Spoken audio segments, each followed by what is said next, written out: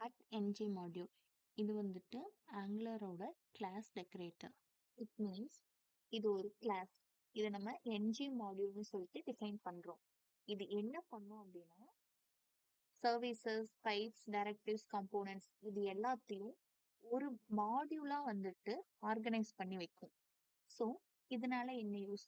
இப்போ ஒரு large scale of application build பண்ணும்போது கண்டிப்பா நம்ம மாடியூலா வந்துட்டு செப்பரேட் பண்ணும்போது தான் அதை ஈஸியா மெயின்டைன் பண்ண முடியும்.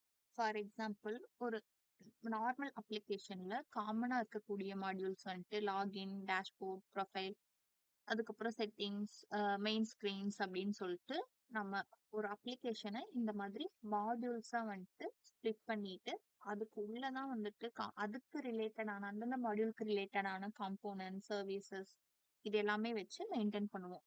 வாட் இஃப் ng மாடியூல் இல்லை அப்படின்னா அப்ளிகேஷன் இப்படி ஒர்க் ஆகும். சென்ட்ரலைஸ்டு மேனேஜ்மெண்ட்டே வந்துட்டு இருக்காது. ஸோ நம்ம வந்துட்டு கோடு அகைன் அண்ட் அகைன் இம்போர்ட் பண்ற மாதிரி இருக்கும். ஃபார் எக்ஸாம்பிள் வந்துட்டு இப்போ நான் ப்ரொஃபைல் எடுக்கிறேன். ப்ரொஃபைல வந்துட்டு ஆட் ப்ரொஃபைல், எடிட் ப்ரொஃபைல்னு 2 ஸ்கிரீன் வச்சிருக்கேன். 2 காம்போனன்ட் இருக்கு. அந்த 2 காம்போனன்ட்லயுமே வந்துட்டு காமனா வந்துட்டு ஃபார்ம்ஸ் இருக்கும். நம்ம ஆட் பண்றதுக்காகட்டும், எடிட் பண்றதுக்காகட்டும். அப்புறம் வந்துட்டு ng ஃபார்லாம் யூஸ் பண்றோம்னா அந்த காமன் மாடியூல்லாம் இருக்கும். இது எல்லாத்தையுமே வந்துட்டு நம்ம மாடியூல் அப்படின்னு சொல்லி கிளிக் பண்ணி வச்சிருந்தோம்னா அந்த மாடியூல்லே இம்போர்ட் பண்ணிட்டு இங்க ஒர்க் பண்ண ஆரம்பிச்சுக்கலாம். அந்த ஃபார்ம்ஸ்க்கு தேவையானதை மட்டும் உள்ள கொடுத்துட்டு காம்போனன்ட்ஸ்ல.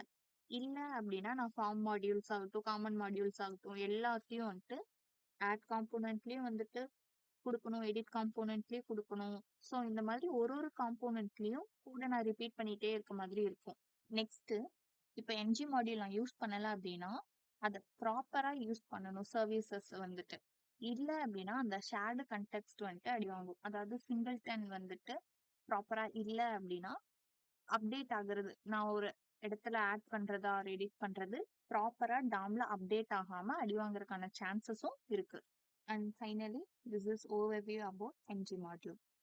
And one more thing about ng module, Angular version 14ல இருந்து ng மாடியூல் ஆப்ஷனலா கொண்டு வந்திருக்காங்க. அண்ட் ஸ்டாண்ட் அலோன் வந்துட்டு உள்ள வருது. தென் ஆங்குலர் 16 வெர்ஷன்ல இருந்து ஸ்டாண்ட் அலோனை வந்துட்டு பை டிஃபால்ட்டா எடுத்துட்டு வந்திருக்காங்க.